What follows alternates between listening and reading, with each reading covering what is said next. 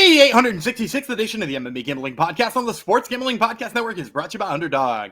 Get up to $1,000 deposit match when you sign up at UnderdogFantasy.com using promo code MMASGPN.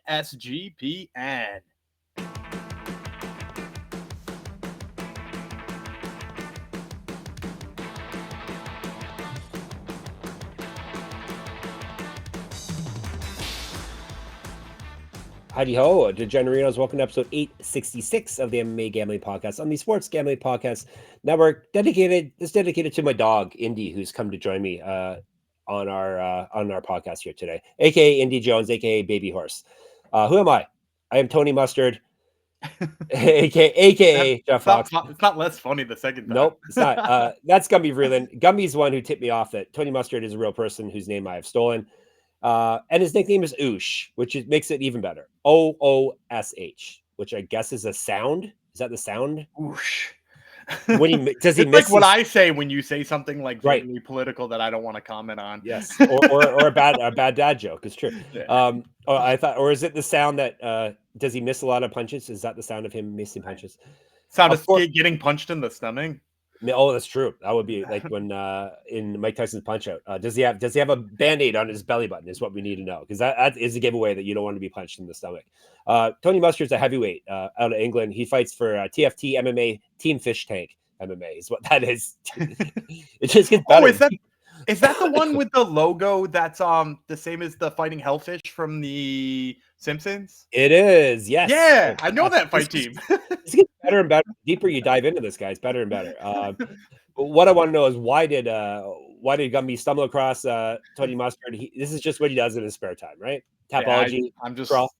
Yeah, I just, if you've ever been into a Wikipedia like wormhole and where you've been spending hours on Wikipedia and you've just clicked links until you got somewhere you never expected to be. That's me, except with Tapology. Well, there's so much goodness there. There's so many amazing thumbnail pictures of fighters. Like there's some great thumbnails. Well, they let fighters upload their own thumbnails, which I found out way later in life than I needed to. But it's even better when you know that. Yeah, and then like you can just stumble across the greatest nicknames or the greatest names like Oosh, Tony Mustard. So we're not talking about him today. Maybe someday. Does he still fight, this Tony Mustard? Do we care? I have no idea. I have no idea. I know Christian Soda still fights. He died. Yes, I'm no longer Christian Soda. You guys do your own research, as people like to say, on Tony Mustard. We're off to Nashville today, Music City, UFC Fight Night, Lewis versus Teixeira. Have you ever been to Nashville, Gumby? I think I've passed through Nashville. Yeah. I haven't really made a stop there, and I was like a kid. So yeah, well, you're one up on me. I don't think I've even passed through it, at least not that I remember. The UFC is more than passing through it. They are setting up, putting their stakes down this coming Saturday for UFC Fight Night, Lewis versus Teixeira. Yesterday was all about the prelims. A lot of crazy wide lines yesterday, and it doesn't stop here. No. It continues to be very, very, very weird in this fight card. Yeah. Yep. Not a heck of a lot of consensus yesterday. Not surprisingly, Gumby, but I guess it is a bit surprising. I have a reputation of not being massive on dogs, but I hit more than my fair share of dogs. But yeah, Gumby was in on more dogs yesterday than I was, even though I snuck one big one by that you didn't pick. So anyhow, listen to yesterday's episode for our other prelim picks and/or watch it. Our prelim episodes actually get more views than main cards. So I probably don't have to tell people. It's up an extra day. It's got an extra day, so that's something. It should be the opposite. I should tell people on the prelims to watch the main card. But anyhow, before we dive into your winning picks, a reminder, you can listen to every episode on this podcast network, not just MMA, but everything, by subscribing to the free SGPN feed. So find SGPN wherever fine podcasts are distributed. All right, we're going to the Bridgestone Arena, Nashville, Tennessee. We did 6 fights yesterday, 6 fights today. 6 p.m. was the start time for the prelims, so we're probably talking 9, I would say, for the main card. They don't do PFL pacing on this here fight card. So let's break down the main card. Any overall thoughts on the main card, or we just want to dive into it? Just weird as hell again in terms of odds. I mean, I actually think the matchmaking on this fight card is smart. It made me be like, like more than once. And I think that's a good sign of a decent fight card. And we got 2 heavyweights and two heavyweight fights, and a former heavyweight dropping down. So lots of fun. That former heavyweight dropping down would be Junior Tafa from Australia. He's fighting Tokkos from the UK. aka the guy that you stomp on in Mario, I think is what I called him. He sounds like one of those Mario creatures that you have to crush. Oh, you beat the Tuco Tobo? Yeah, exactly. Yeah. They're fighting at 205. Tafa, I don't think you have to worry about him making weight. Have you seen pictures of him? He looks much he looks better shape. ripped. Yeah, Yep. he looks like he looks like a light heavyweight, not a light heavyweight who ate too much. Amazing what you can do if you're a professional athlete and you actually decide to get in shape. Crazy. All right, I'll tell you about Tokkos first. 10-5, 6 knockouts, 2 submissions. He's been knocked out twice, submitted once. 0-2 in the UFC. He's before hitting in the UFC, he had won 3 straight fights. He went 0-1 road to UFC. Do you remember who he lost to, Gumby? Yang. Correct. That's a good loss. Welterweight championships on his mantle. Correct. Get our shirt, get our merch. sportsgamblingpockets.com/store. 0-2 in Bellator, an inch height, an inch reach over Tafa. He's got better grappling stats than Tafa. I don't think that'll matter though. He's outstruck his opponents in the UFC and the road. No, he's been outstruck. Excuse me. In the 3 fights we have stats for by 2.48 strikes per minute plus 150. The juggernaut Tafa, 6-3 with 6 knockouts. He's been knocked out once, submitted once. 2-3 in the UFC. He's 1-2 over his last 3. 2-3 over his last 5. TKO win in his last bout. Used to fight at 265 as mentioned. 101 as a boxer, 23-5 as a pro kickboxer, 6 years younger than Tokkos, better striking stats, more active landing strikes. He's outstruck his points by 0.52 strikes per minute, minus 163. Give me Tafa here. Definitely more confidence now that I saw him. It looks like he actually lost weight in a good way. He's not just dumping a whole bunch of weight last minute here. Tokkos has lost anytime he's fought at, I think it was the Ben Folks podcast, at least, said anytime he's fought in any promotion that you've heard of, he's lost. That's not true. He beat Ty Flores in CFFC. Ty Flores is like a beast in PFL now. That's true. Well, PFL, that's true. And yeah, I'm picking Tafa. I think Tafa's going to knock him out. I have faith in his power moving down. And if he's going to win via knockout. So if you don't like this line, take him via knockout. Yeah, I'm gonna take Tokkos. Yeah, slight underdog here. I actually, again, speaking of the odds on this fight card, I kind of expected him to be a bigger underdog. He's 0-3 in the UFC, which is true. Or 0-2 and 0-1 in road. Right. But the fights were against pretty decent competition, right? Zhang Yang, Omar Sy, who while Omar Sy kind of put up a stinker against Alonzo Menafield, he's still pretty damn good. But the bottom line is he hit his takedown on Zhang Yang, the only one he hit before he was knocked out. And granted, yeah, he was knocked out, but look at any loss that Tafa has, and it's people grappling him. It's people taking him down and beating him up on the mat. And Tokkos has the takedowns. I mentioned his fight with Ty Flores. Ty Flores, excellent wrestler, great top control, was actually out-wrestled by Tuco Tokkos in that fight. Tokkos took it to him instead in terms of the grappling. I think Tuco Tokkos has just sort of been waiting on a matchup like this. And even if you want to go further back with Junior Tafa, when he was fighting on the regional scene, man, I wish I could remember the name of the guy, but he fought this Scandinavian dude with a 6-10 record or something like that. And I told everybody, I picked the underdog at plus 700 to beat him. And the guy out wrestled him for the first 3 minutes of the fight. And then the fight got stood up and he took one punch and got knocked out. This could happen here too. But also the thing is, Tuco Tokkos is more dynamic on the mat. When they announce fighters at the beginning of the fight, Tuco Tokkos regularly says he's a jiu-jitsu specialist from, wherever the hell he's from. But that's a bad news for a guy like Junior Tafa, who, first of all, is not going to have a big size advantage, right? I know he's coming down from heavyweight, but this is not a big, strong dude. This is a guy who had to get lean to make the weight class and had just kind of been getting along with being a big sloppy power puncher like his brother is. I think the grappling is kind of underrated here. I'm going to go Tuco Tokkos. All right, we still can't agree on anything, but we're having a tough time. I think it's going to keep up in this fight card. Yeah, too. Well, it's we've said both episodes, weird odds, and closer matchups than they should be. So basically, it's if you find value in the dog, then go for it. So we're going to real heavyweights now. Vitor, we're not. What am I saying? Vitor Petrino. He's actually moving up to heavyweight. Heavyweight. Yeah, he swapped. They took places with Junior Tafa. He's fighting Austen Lane, who's on Top Turtle this week. He's from the United States of America. Love him on the mic. The dude's great on the mic. He's very good, very good. After all the years in NFL and all those knockouts in MMA, he still can talk good. So maybe, he's also a radio host though, who talks about. He's a pro football radio host in Florida. So. Yep, good guy. Good interview if you haven't listened already. Top turtle. All right, we're going to tell you about him first. Austen Lane, 13-6 with 1 no contest, 11 knockouts, 1 submission. He's been knocked out 6 times. Doesn't really have the chin for this. 1-3 with 1 no contest in the UFC. 1-3 over his last 4. Got knocked out in his last fight because that's how he loses. 1-1 in Contender Series. You remember who? Nah, we don't want to talk about who beat him. I do remember who beat him. Another football player. Multiple region championships on his mantle. Correct. Get a shirt, get a merch, sportsgamblingpodcast.com/store. 4 inches taller, 3 inches of reach over Petrino. Better striking stats, more active lighting strikes than Petrino. He's outstruck his opponents in the UFC by 0.57 strikes per minute. He can outstrike people, but he can't really eat a punch. Plus 460. A cow. Do we ever figure out what that means? AO means big or large, but he's big ick. Is that what it is? Well, is it? Didn't we do?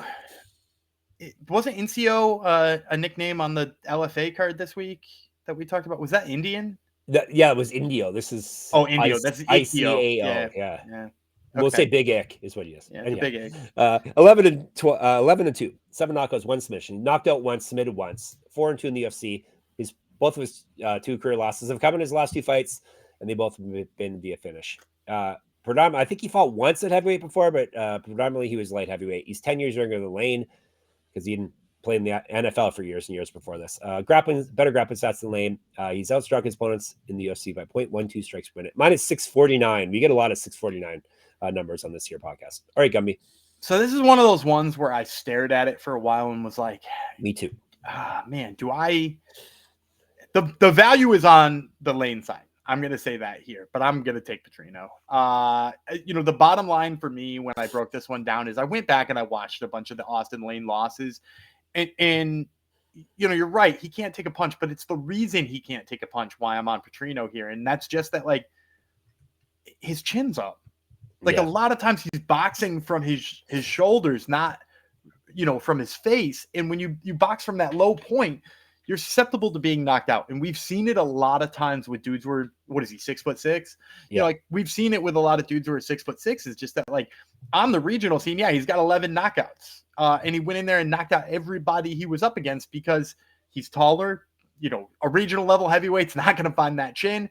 And now that he's up against, was it Justin Tafa who knocked him out? And, Mario Pinto and these aren't even really the top guys in the division, but they can crack. And if they can crack and your chin is exposed, then they can really crack, right? And so that's the problem for me. I'm also just going to add in here, his only win in the UFC was with his grappling, right? Was he decided to grapple a guy who, Robelis Despaigne, who, luckily is in karate combat for him now. He didn't. Yeah, it's perfect for him. Didn't belong in MMA, but he just wrestled them, right? And I don't think he's the better wrestler here, and if I was going to come up with a path to victory and what I was trying to convince myself so I could pick Lane I was like, look, Lane is going to be so much taller. He's going to be so much longer. Has Petrino dealt with that? And the answer is probably not. But it's also not like Lane has used that length well in the past. As I just mentioned, he got knocked out by Justin Tafa. Justin Tafa's 2 inches shorter than Mark. Then we're looking at with Petrino here and 3.5 inches of reach. He's fighting a guy who's longer than Tafa and taller than Tafa. So, I think Petrino hits one of those overhand rights here. And as much as I like Austen Lane, I'm going to pick against him here. I am shockingly, I'm taking a stab at the dog. I kind of felt like you were because you didn't respond after I said I was taking Petrino, and usually you'd be like, "Yeah, obviously." No, when we talked about this off air, a few days ago, I'm like, well, too bad Lane's not good at fighting. I still don't think he's good at fighting. I just think I think he's good at fighting. He's just not good at defensively fighting. It's true. Offensively, he's very good. His boxing is sharp. Yeah, I'm hoping. I'm thinking he's going to crack Petrino first. I'm hoping the size and the athleticism is going to carry him through. It's not that Petrino is a world beater and he's getting beat. He's getting it finished, not just finished recently. So I think I'm not obviously staking my mortgage on it, but I think Lane, the value is there at plus 460. So let's go with it, Gumby. All right, we haven't agreed on anything yet, but we do agree on Circa Million and Circa Survivor. Think you know ball? Then you have to enter Circa's football contest with $21 million in guaranteed prizes. There's no rake, so if entries go above the guarantee, all extra money will go to the prize pool. Circa Million, you pick 5 teams against the spread each week, or go for the ultimate sweat in Circa Survivor. There's even the Circa Grandissimo $100,000 Survivor contest. You must register in person at Circa Sportsbook in Nevada. Shucks, you have to go to Las Vegas, but You don't have to stay in Las Vegas. You can sign up there, sign up in Nevada, and then you can play from anywhere with the help of SGPN's official proxy. So go to footballcontest.com and use promo code SGP to get $50 off your proxy fees. And we're brought to you by MyBookie.ag. MyBookie is your place to bet in every sport, including MLB, WNBA, golf, and of course, football futures. MyBookie accepts customers from a ton of locations, easy deposit, and lightning fast payouts using crypto. All the lines we're talking about right now, UFC lines, are of course at MyBookie.ag. And when you do head to MyBookie.ag, use our code to sign up, MMASGPN.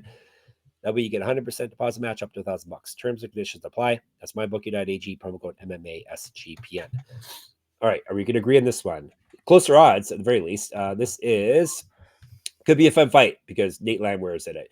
145, Nate Landwehr, United States. Charrière is fun too. He very much is. Yep. Do you have the correct nickname for Morgan Charrière? Morgan Charrière, the last pirate? No. Or you have a new one?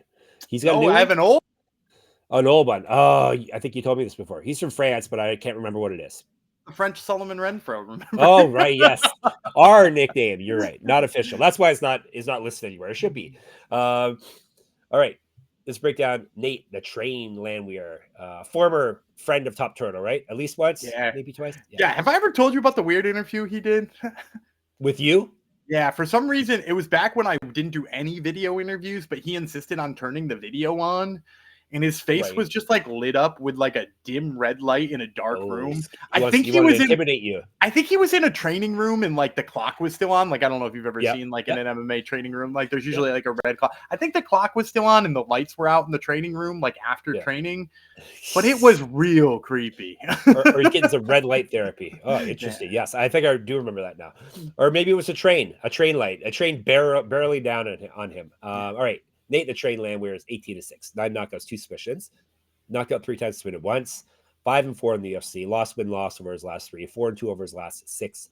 Got TKO'd in his last fight, multiple regional championships on his mantle. Correct. Get a shirt, get a merch, sportsgamblingpockets.com/store. 2012 Pro MMA debut, inch height, 3 inches reach over Charrière, more active lighting strikes. He's been outstruck in the UFC, but just barely, 0.18 strikes per minute in the negative, plus 210. The last pirate, Morgan Charrière, 20-11-1. 12 knockouts, 3 submissions. He's been submitted once. Very durable. 2-2 in the UFC. Loss over his last 3. 5-2 over his last 7. Cage Warriors champion, formerly. Regional champ, formerly as well. Used to fight at 155. 2014 Pro MMA debut. 1-0 in a custom rules fight. 7 years younger than Landwehr. Better grappling stats than Landwehr. He's been outstruck in the UFC by 0.69 strikes per minute, minus 240. Charrière, he's got to be my pick here. He's just better all around. He's fought better people. I think he's a better fighter all around. I don't think he's fought better people. Has he? Yeah. When you go back to his Cage Warriors days. Oh, because he fought Paul Hughes and he fought the Vucenic. Right. That's true. If you include those, because like, I mean, Landwehr did fight Ludovic Klein and he fought David Odama. And actually, he beat both of those guys too, if I'm not mistaken, right? He beat he lost to the new and improved Do Hoo Choi, who's back and now knows judo. Amazing. Yeah. Anyway, Sherry's a pick, younger fighter. I hope he grapples because I think Landwehr could get the better of him on the feet, but the last pirate or the French Solomon Renfrew is my pick. Yeah, I'm gonna go with Charrière too. Despite you maybe thinking I was pump faking you there by giving some credence. You did pump fake me to the background of Landwehr. This is another one where I stared at the odds and I was like, is Landwehr worth 210?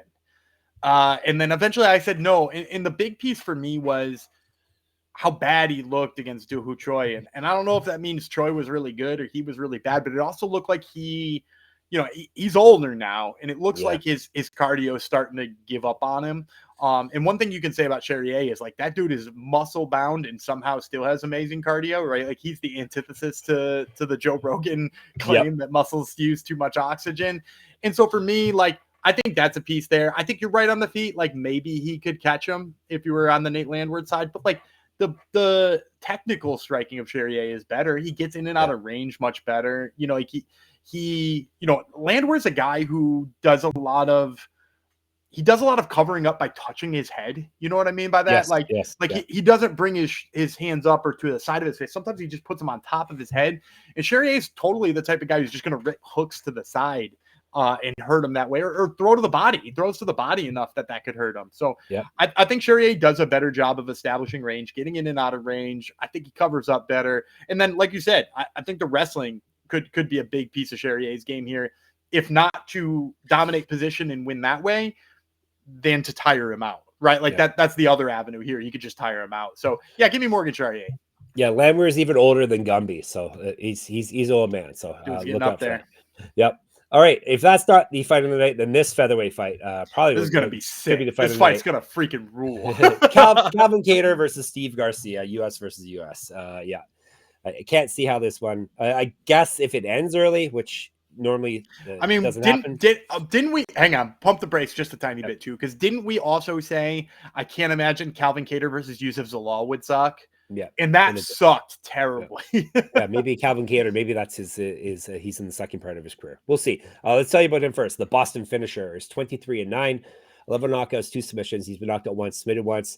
He is, when you look up durable in the dictionary, that his face is there. His beat up face is there. 7-7 in the UFC. He's lost 4 straight fights. Only because his name's Calvin Kattar is the only reason he's probably still around in the UFC. He's got enough goodwill at this point. 1-5 over his last 6. He's not won since January 2022. Used to fight at 155, 2007 Pro MMA debut. He's been outstruck by 2.02 strikes per minute in the UFC. But he doesn't get finished regardless. Plus 120. Mean Machine, Steve Garcia, 17-5 with 14 knockouts. He's been knocked out once, submitted once. 6-2 in the UFC. He's won 5 straight. 6-2 over his last 8. 5 straight wins have all come via knockout or TKO. Scumby says on Top Turtle when he interviews him, he's heading up into record territory if he keeps finishing people. He's got the record for featherweights, right? For most consecutive knockouts by a featherweight belongs to Steve Garcia in a division that has Conor McGregor in it. Yep. Yeah, he's only got the big boys ahead of him now, big weight classes. Used to fight at 135. He has not lost since June 2022.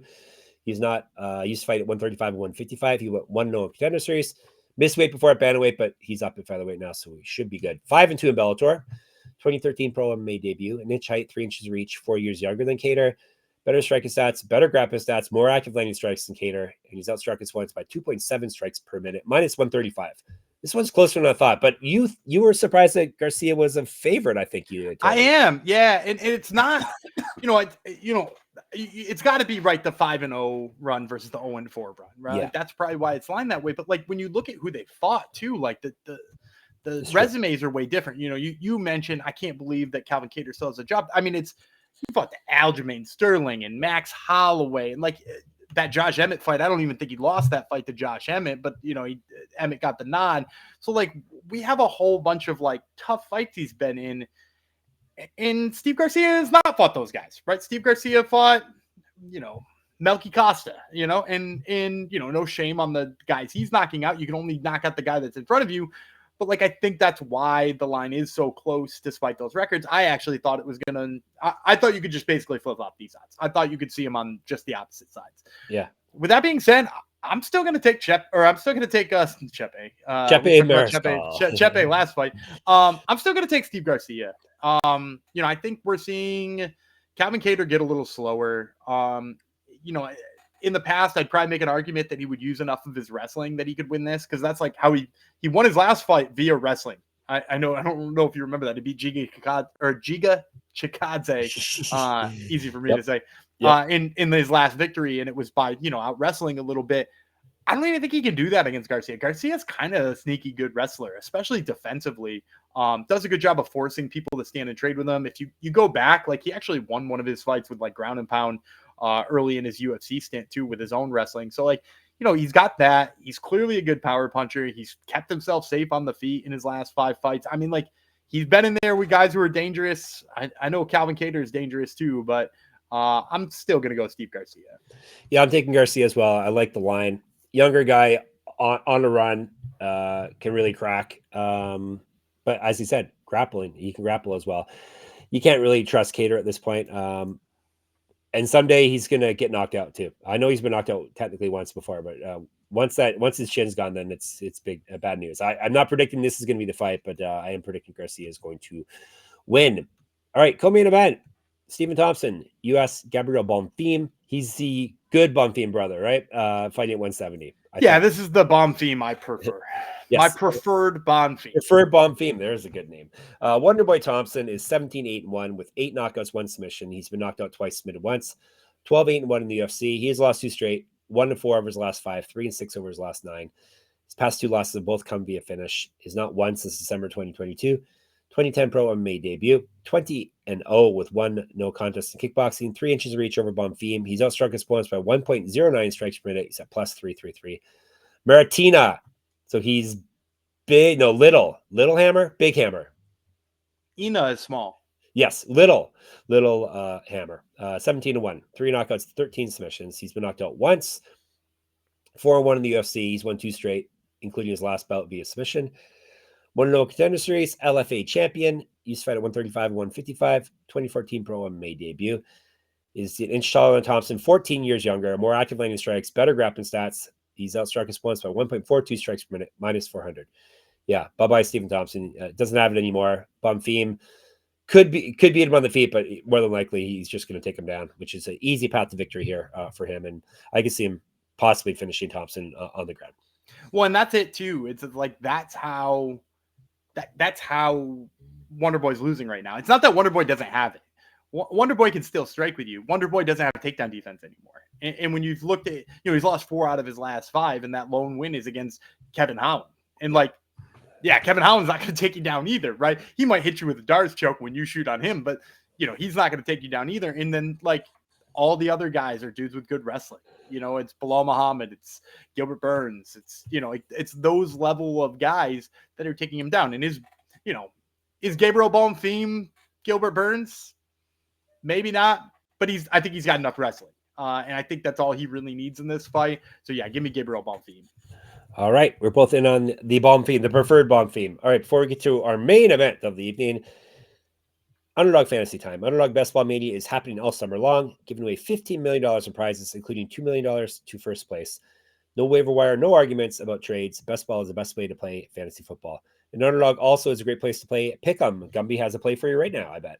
Yeah, I'm gonna stay with baseball today. I'm gonna take the higher than get this name right here, 42-year-old Charlie Morton strikeouts. Uncle. Yeah, he looked terrible early in the year. He's really settled in his last 3 games. He's actually had 7 strikeouts in 2 of his last 3. So let's take the higher than in Charlie Morton's strikeouts. All right, we're fading the old guys in UFC, but we're diving in baseball. Sign up with our promo code MMA SGPN. To claim your special pick and first-time deposit offer up to $1,000 in bonus credits. UnderdogFantasy.com, promo code MMA SGPN. And you've heard us talk about Rhythm before. That's RITHMM. And they just dropped a game-changing feature called Power Trends. These are AI-detected patterns where Rhythm's model has consistently won and has a high ROI. Think a strikeout prop that wins 59% of the time when the line and win probability hit a certain range. Power Trends are updated daily and exclusive to Rhythm. No touts, no noise, just clean data-backed bets. Download the Rhythm app. Check out Power Trends and start betting smarter. We will be. Was Uncle Charlie, was that a power trend? Of course it was. Yeah, I was looking at fading the Orioles at all that day, but before I made any of my plays, I popped into the Rhythm app and they were like, hey, hold on a second here. Charlie Morton's actually good again. Yep. And, it reminded me, hey, maybe don't fade the Orioles and also check out a strikeout prop. Yeah, the Orioles are kind of doing better now, but yeah, they still kind of suck. But, they still kind of suck. They shouldn't, but they do. Get your 7-day free trial today by going to sportsgamblingpodcast.com/rhythm, RITHMM. All right, main event. Heavyweights, Derrick Lewis. He'll always be a main event worthy fighter versus Taillison Teixeira from Brazil, US Brazil, 5-minute round, at 265. The Black Beast, Derrick Lewis, is 28-12 with 1 no contest, 23 knockouts, 1 submission. He's been knocked out 7 times, submitted twice. 19-10 in the UFC. Win over his last 3, 2-4 over his last 6. He got TKO'd, or 1 via TKO, in his last bout. That was back in May 2024. He's getting old because he used to be fighting, every other week, it seemed. But yeah, he'd fight whenever you needed him to. Yep. Out of action now for a bit. Regional champion, or he made enough money, I guess, not just age here. 2010 pro MMA debut. He's the guy with a plus 0.0 strike differential somehow. But still, I'd rather... I think it's in his best interest to hit an opponent as often as they hit himself. I think he can trade with anyone out there. Better grappling stats than Teixeira, which is surprising. Plus 210. I watched the compilation of Derrick Lewis just getting up the other day, which is great. It's one of my favorite things to watch. Derrick Lewis gets taken down. A guy tries to do some jiu-jitsu. He just stands up. He gets tired of it. Teixeira, 8-0, 7 knockouts, 1 submission. So he's finished everyone. 1-0 in the UFC, 1-0 Contender Series, 1-0 in pro kickboxing. 4 inches height, 4 inches reach over Lewis, 14 years younger. Better striking stats, 6 times more active landing strikes. He's outstruck his opponents on the 2 fights we have stats for by 7.11 strikes per minute. He's at minus 245. You get to finish us off this time? Or me? Yeah. You. Yeah, because I'm evens on this one. Yep. Derrick Lewis. Give me all me the too. Derrick Lewis. Yeah, me too. I'm really glad you're on my side, by the way. Yep. But we're always on the Derrick Lewis side, it seems. And here's the thing. It's like, look, if you gave me 3 more Taillison Teixeira fights, right, before he got to the Derrick Lewis level, Yes. you had him fight Martin Buday. Let's go Martin Buday. Like, if he had beaten Martin Buday, sign me up. He fought 30 seconds in the UFC and is getting a main event spot against Derrick Lewis. And, he might be everything people are saying he is. He might be what a guy who's getting a Derrick Lewis main event is supposed to be. But the fact of the matter is he's fought less than a round in the last year and a half. Yep. When you put it all together, this dude has not ever been outside of the first round. And look, Derrick Lewis is not what he used to be, but are we really sitting here and saying Derrick Lewis is not a durable guy? Yeah. Derrick Lewis gets hit in the head with 2x4s and keeps moving forward and puts together damn good fights. I remember him getting kicked in the stomach and being all messed up for a couple rounds. And then he just said he had to poop and he finished that fight with knockout. Alexander Volkov took it to him for 2.5 rounds. And Derrick Lewis has still got the knockout here. So all I'm saying is if he gets outside of the first round here, what has Taillison Teixeira got for him in the second? I don't know the answer. I don't know that there's anything he's got for him in the second round. And then when you add to that on top of it too, that like Taillison Teixeira's striking defense isn't great. He's never really needed to have any because again, we talked about this with Austen Lane, right? Austen Lane, a big, tall dude, not used to having to play defense at all. Taillison Teixeira is kind of in that same boat. He's a big, tall heavyweight who is not used to being chin-checked because he's never fought a guy who can really get in on side of him. Derrick Lewis, for whatever he is, and he's an anomaly, has the ability to do that. So I'm going to go with Derrick Lewis. I think he finds the knockout here, and at 2-1, definitely worth the play. Yep, as I said, Lewis is my pick as well. Too much too soon for Teixeira, hopefully, for our sake. He's still... And for Derrick Lewis' sake. Who doesn't want to see that dude keep throwing down? Exactly. Yep, Lewis is the pick. All right, let's give you a recap, and then we'll get you some more plays here.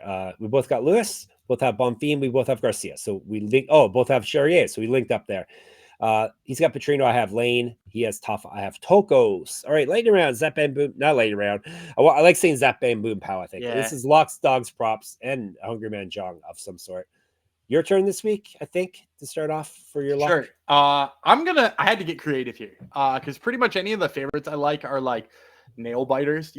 I like Morgan Charrière, but I don't like Morgan Charrière enough to say he's my lock of the week because I think Landwehr is crazy and can beat people when you're not expecting. So I had to get creative. What I'm going to do for my lock of the week is I'm going to take a spread. I'm going to take Gabirel Bonfim minus 3.5 points on the judges' scorecards.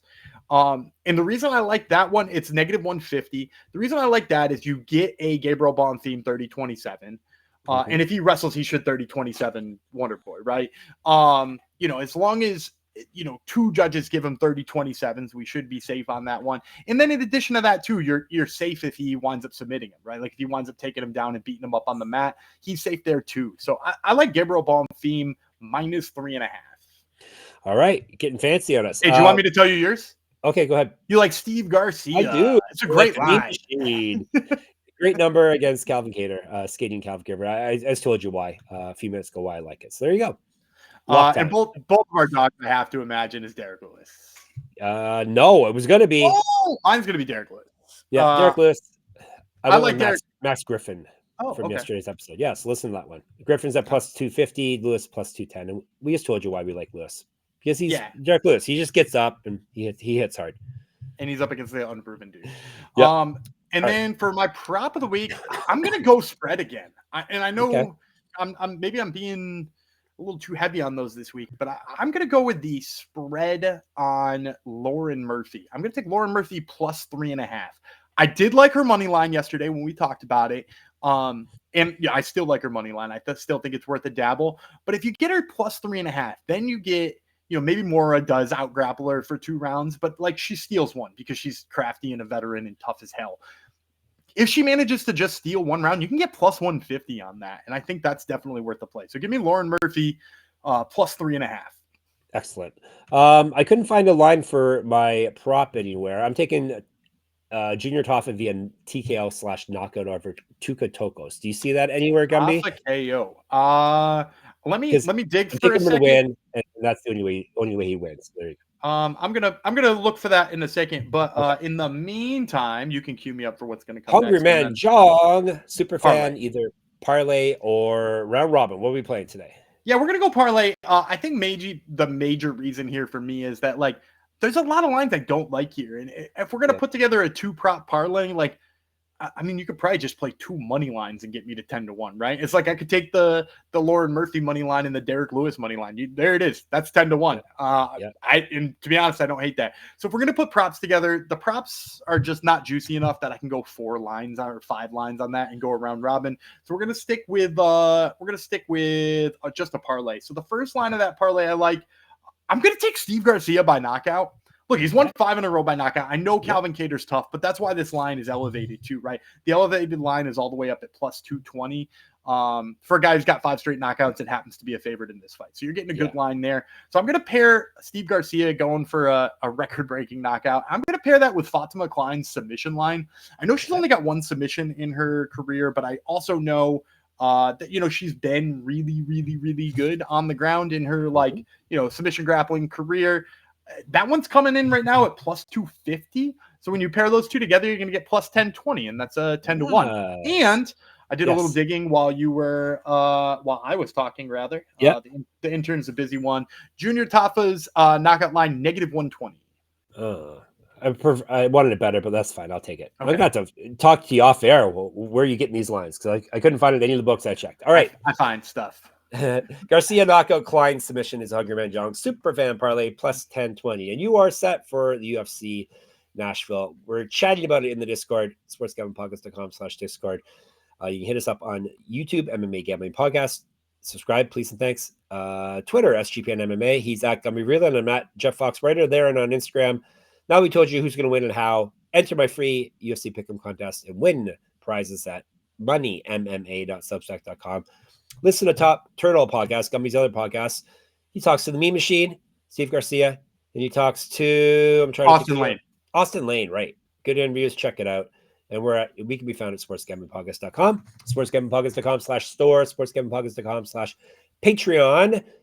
Guess we're gone till Sunday. Do we have some good regional next week? I haven't looked at this schedule. Yeah, we've almost got too much. I'm trying to find a way to navigate through, but I believe PFL Africa starts next week, which has got a pretty loaded top card that we'll be going through. We got KSW, we got Fury, we got CFFC. So I'm not sure we're going to be able to get all of those to you, but we'll find something to get you.